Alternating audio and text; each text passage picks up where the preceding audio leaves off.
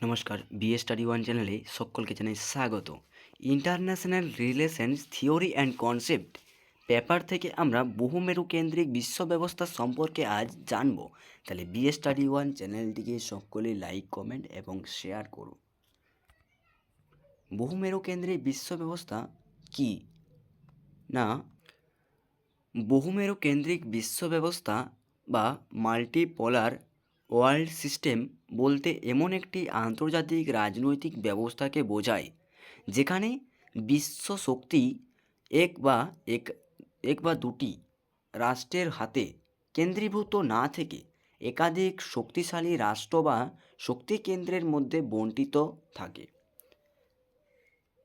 এখানে সংজ্ঞায় কি বলেছে না, যে বিশ্ব ব্যবস্থায় আন্তর্জাতিক রাজনীতিতে প্রভাব বিস্তার করে এমন তিন বা ততোধিক প্রধান শক্তি বিদ্যমান থাকে তাকেই বহুমেরু বিশ্ব ব্যবস্থা বলা যায়।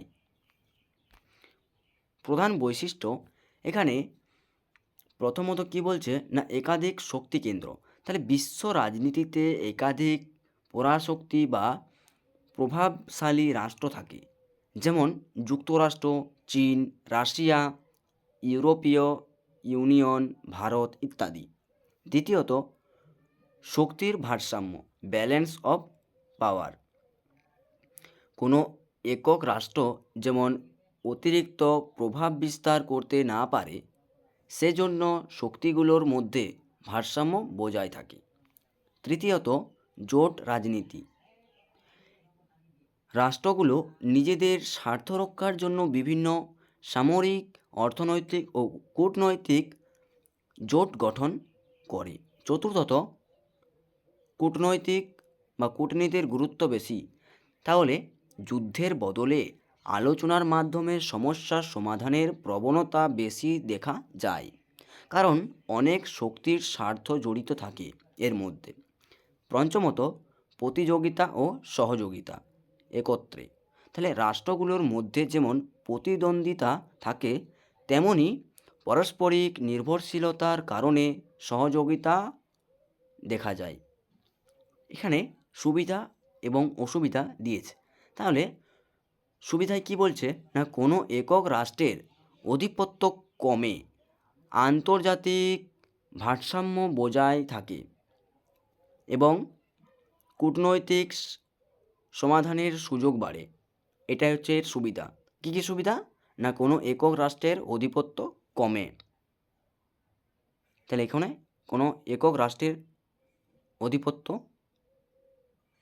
দেখতে পাওয়া যায় না, সেটা কমে থাকে। এরপর আন্তর্জাতিক ভারসাম্যের বজায় থাকে। তাহলে আন্তর্জাতিক ভারসাম্যটা একটা সমান স্তরে থাকে। আর কি বলছে, কূটনৈতিক সমাধানের সুযোগ। তাহলে কূটনৈতিক সমাধান মানে তাড়াতাড়ি খুব সমাধান হয়। মানে অসুবিধা কি না, জোট পরিবর্তনের কারণে অস্থিরতা বাড়তে পারে। তাহলে কি বলছে না, জোট পরিবর্তন, যদি জোট পরিবর্তন হয় তাহলে এর অস্থিরতা বাড়তে পারে। এবারে দ্বিতীয়ত, ভুল বোঝাবুঝি থেকে বড় সংঘাতের সম্ভাবনা থাকে। তাহলে এখানে ভুল বোঝাবুঝি অবশ্যই হতে পারে নিজেদের মধ্যে। তৃতীয়ত কি বলছে না, নীতিগত সিদ্ধান্ত গ্রহণ জটিল হয়। তাহলে অবশ্যই সিদ্ধান্তটা জটিল হবে, এর সিদ্ধান্ত আলাদা হবে, এর মত আলাদা হবে, এর মত আলাদা হবে, এটাই এর অসুবিধা। তাহলে আমরা পরিশেষে বলতেই পারি না, বহুমেরু বিশ্ব ব্যবস্থা এমন একটি আন্তর্জাতিক কাঠামো যেখানে একাধিক শক্তির মধ্যে ক্ষমতা বিভক্ত থাকে।